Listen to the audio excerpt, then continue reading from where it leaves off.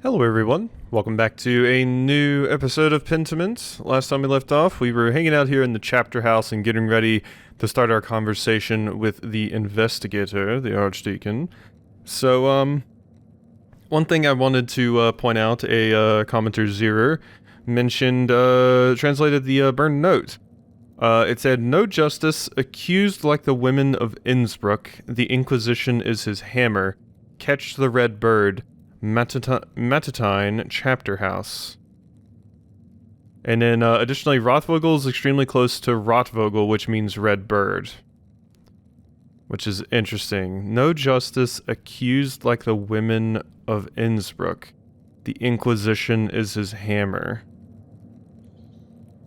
Accused like the women of Innsbruck. Not quite sure what that would mean yet. When I hear accused, and specifically with regards to women and stuff, I usually think of like witchcraft and things like that, because that's usually what they got accused of, but yeah. Please state your name for our records. Andreas Maler, journeyman artist from Nuremberg, son of Josef Maler, master artist. Artist recently of Venice. And Andreas Maler, troublemaker. Let's say recently of Venice. Really? What brought you all the way to Upper Bavaria? Heading back to Nuremberg to finish my apprenticeship and open a workshop. It's the end of my Wanderjahr. Very well, thank you. Arnold, please write that down. I think we're ready to begin.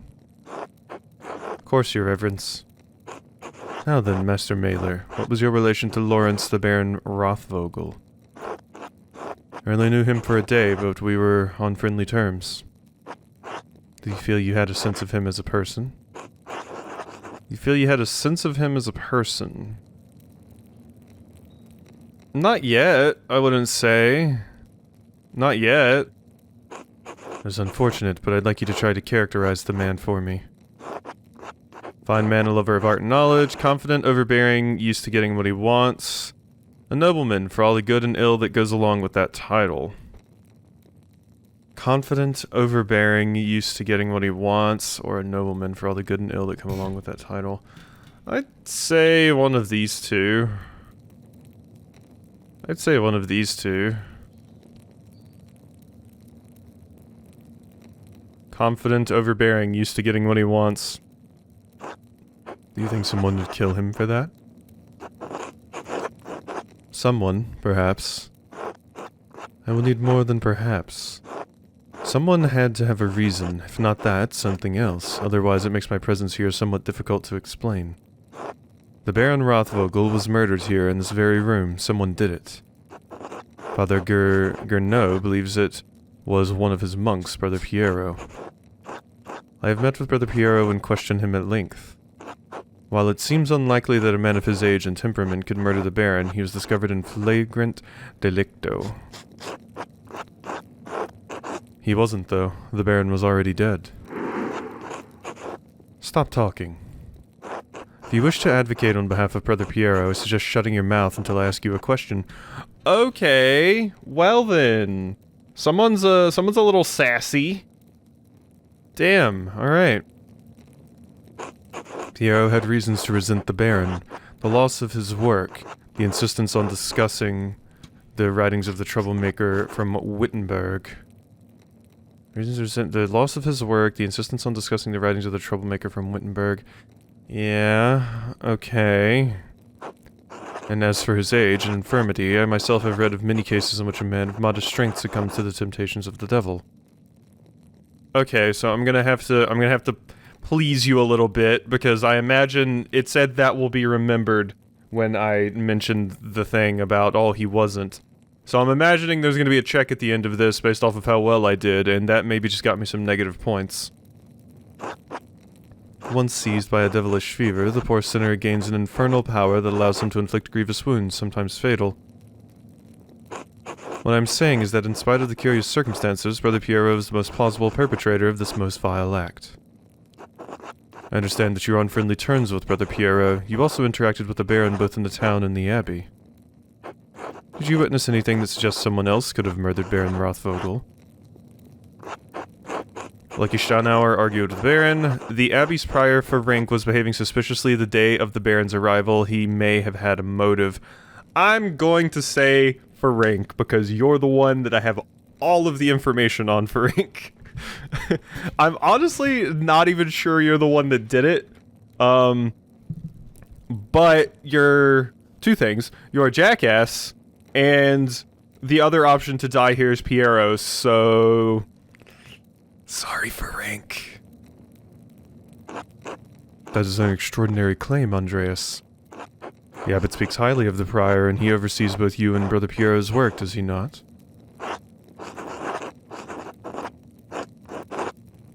I'm not gonna say this one because you're gonna get mad.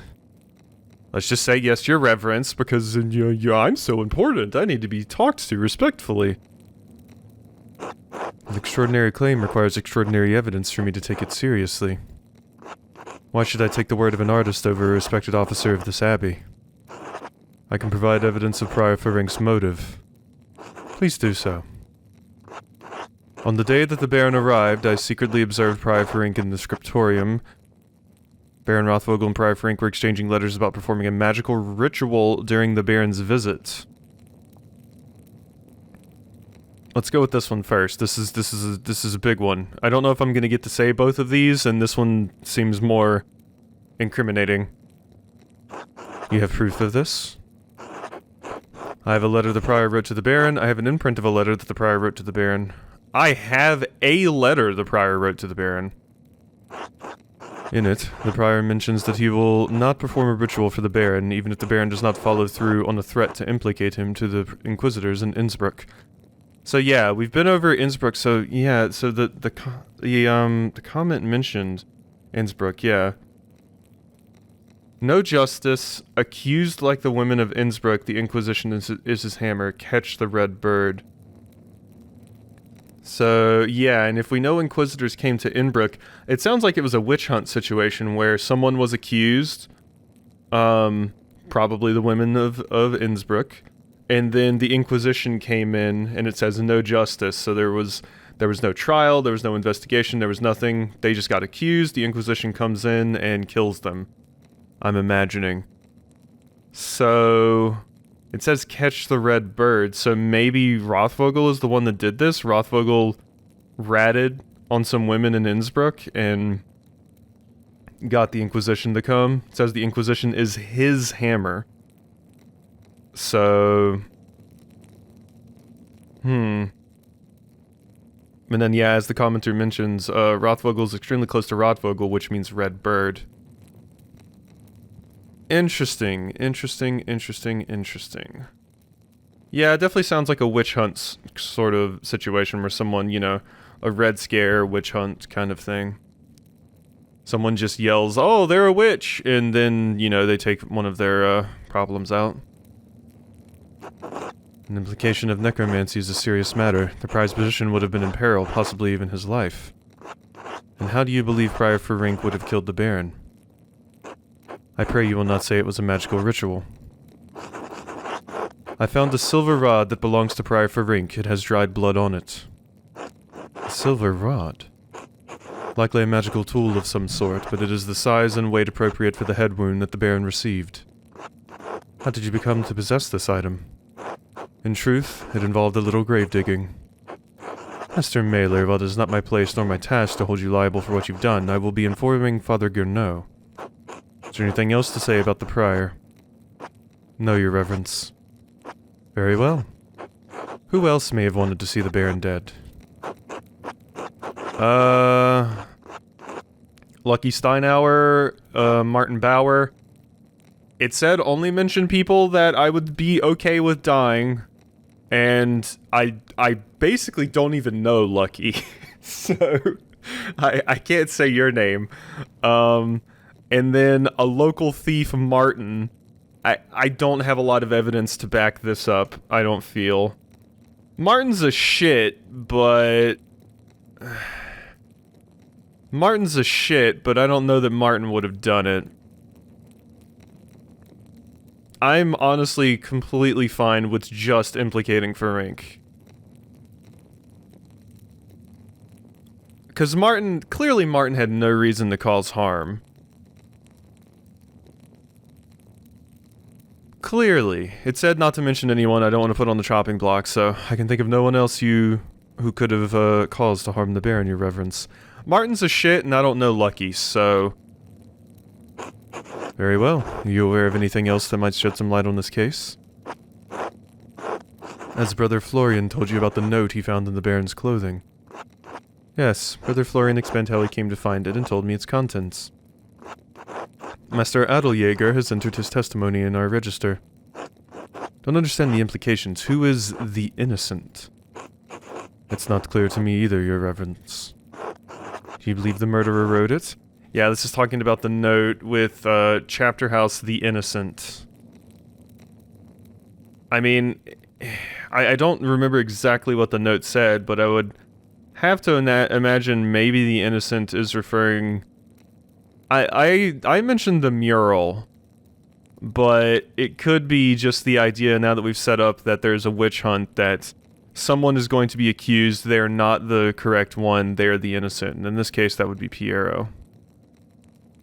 Yeah, it seems like there's a lot of indication of our murderer using like witch hunts to his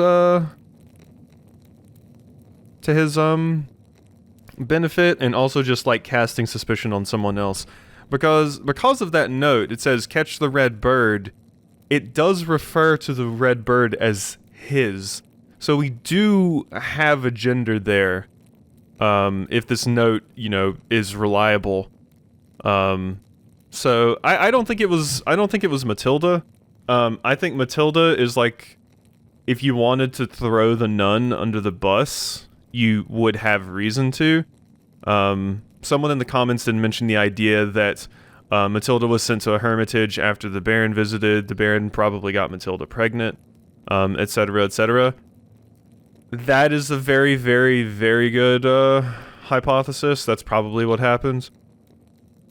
But yeah, I don't think Matilda's the problem here. I don't think Lucky would have done it either. And like I said, I really have the best case for Ferenc, even though I don't think he did it. I just have the most evidence to point at you. Whoever wrote it was a talented scribe. I understand Kiersau has two, the elderly brother Adok, and the younger brother Guy. To be frank, your reverence, neither man has the skill to write in this way. There's something else about it too, the style is just different. It's unlike Adok and Guy's writing, unlike mine. Yes, well, whatever the particulars, it seems it will remain a mystery that stands apart from the commission of the murder. Fortunately, there's more to tell. I found another note. A note that had been written in the same hand, on the same type of parchment, to Prior Ferenc. That is deeply troubling, but again, beyond the bounds of my investigation. In any case, I thank you for bringing it to my attention. Of course, your reverence. Until next time. Hopefully there won't be a next time, no offense. I'm just gonna say until then. Where I'm not pushing you any damn more. Final day of Law and Judgment. Andreas, I didn't think you were coming to this. Well, here I am. Why I didn't want to miss this? I didn't think I was either. I suppose I wanted to see how this ends after all. As the prior of the Abbey, if you can believe it. Did you ever talk with him in the Abbey, Andreas? Oh, yeah, okay. Ferenc! I threw your ass under the bus so hard. I'm sorry, every lead with occult shit that I was interested in and my stats led into had to deal with Ferenc, so... We still haven't even solved the issue of this ghost that we saw. A ghost could have done it. You missed the trial, Andreas. That Archdeacon read all the charges and found him guilty. Worked with him almost every day, Clara. I didn't know he had murder in him. I don't think Ferenc did it. The Archdeacon got it wrong. Worked with him every day. He was obsessed with dark magic. It was only a matter of time before he got caught. Yeah. I mean, I don't think Ferenc did it, to be fair. I don't believe my own case, but I'm mostly doing this to save Piero. Really, the biggest thing against Ferenc is the silver rod with blood on it. that fits the weight and size of the object that would have struck Rothvogel's head. So, yeah. He was obsessed with dark magic. It was only a matter of time before he got caught. About time, then. Oh, here comes the procession. Hey, Otto. Did I miss anything? No, you're fine. Andreas. Otto. Here they are.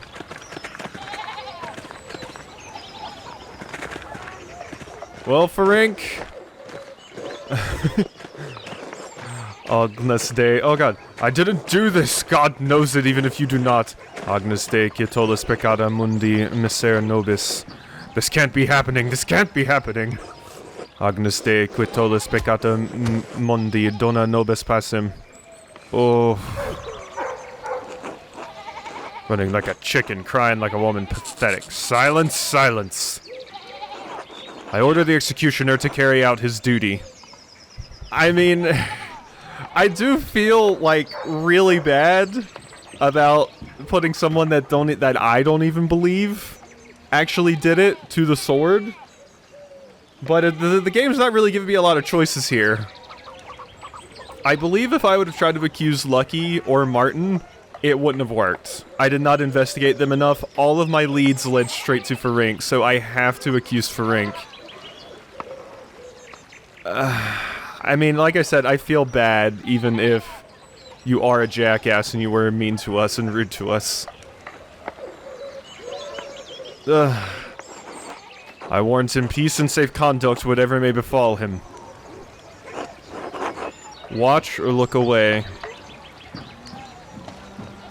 No, Andreas, we're the one that decided this. We are going to have to watch the results of our decision here. We're gonna have to sleep with this for the rest of our life. My god, my god! Hold still. Be easier that way. No! No! Oh! Oh god! It's going in.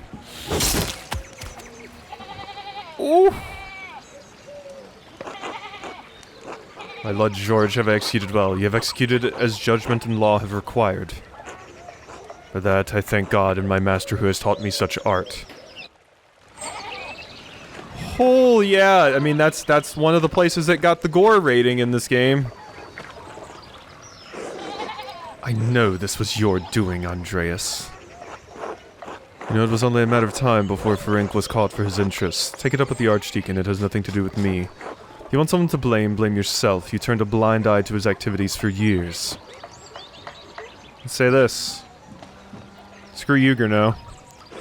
How dare you? Do you understand the pressure I'm under to keep this abbey together? Does that mean you should ignore the fact that your prior studies black magic, or that he killed a man? You are no longer welcome at Kiersau, Andreas Maler. I will send your final payment to the Gertners. Now you have a long and successful career in Nuremberg, and may you never travel this way again. Bye! 3. Separation. Andreas, has the time come for you to leave us? Wow, is the game just ending? The game might just be ending. This is definitely a game I'm gonna watch, like, multiple LPs of, or possibly do other, playthroughs on my own time, because I want to see what the other paths have for us. I'm afraid so, Brother Piero. This farewell will have to be brief. Father Gurno made it clear that I was no longer welcome at Kiersau. I pray that time will soften Father Abbott's heart. I hope he eventually realizes you were only trying to help me. This is a sad parting, but inevitable. I had hoped you would stay a bit longer. The world needs you more than Kiersau does. You have grown beyond this old abbey and become a master in your own right. I will miss you, my son. As I will you. Come, your masterpiece is complete. May I see it one last time before you go? Please, I value your assessment. The opinion of one old monk matters little. All the same, I am excited to see it finished at last. Oh, Piero, I'm glad I was able to save you. It is a masterpiece, truly worthy of the word. Look at Peter, and, that's not Clara, that's Eva, and Big Jorg. Oh, it is so beautiful. Oh, look at it. It is absolutely gorgeous. Wow. I'm just taking in all the details here. The snails, the birds with the flowers and vines and stuff growing up here, the scorpion, the centaur. My god, what beautiful art. It's neat that Peter, Jorg, and Eva got a little bit of representation here. I also love the music here. And it appears you took my advice to heart. What advice was that? To put yourself into the work, not just to interpret another artist's work, but to transform it into something true. And there we are. I don't recognize any of these characters enough to say who they are, but obviously I see us. This shows the world as it is, as you have seen it, even if it is not what we want to see. Though it is not my place to say so, I am proud of you, Andreas.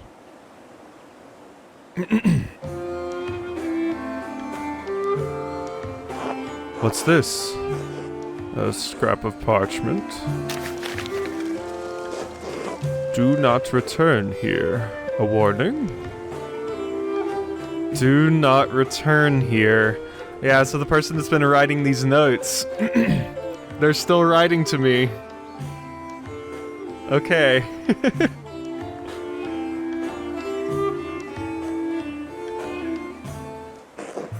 Whose hand is this? Doesn't look like Brother Adok or Brother Gies. Brother Florian and I found a similar note in the Baron's clothing. And another while I was investigating. Someone was trying to manipulate him into going to the chapter house in the middle of the night. Yeah. And another while I was investigating. They must have been written by someone who knew the darkest secrets of the town in this abbey. They tugged at those secrets to kill the Baron, like someone pulling at threads that had been buried in the past. A frightening thought, but who would do such a thing? I wish I knew. I'm imagining there's a version of this where you can find this out, but that's probably like in a New Game Plus, or you know what you're doing from the start, or you get absurdly lucky, kind of thing. I bet there's people that may have figured out the truth from the get. I wish I knew. Do not trouble yourself overly about it. Your future lies outside of these walls. I hope that you will have time to visit me once or twice in your travels before the Lord takes me. I'll come as often as I can, assuming Father Gurneau doesn't forbid it. We must have faith that better days lie ahead for all of us. God bless you, Andreas Maler. Thank you for your friendship. Thank you for your guidance. God bless you. Thank you for your friendship. Until next time.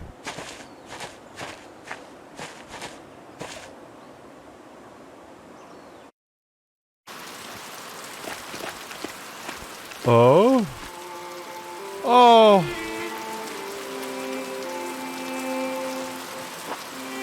Are you alright, Master Andreas? What?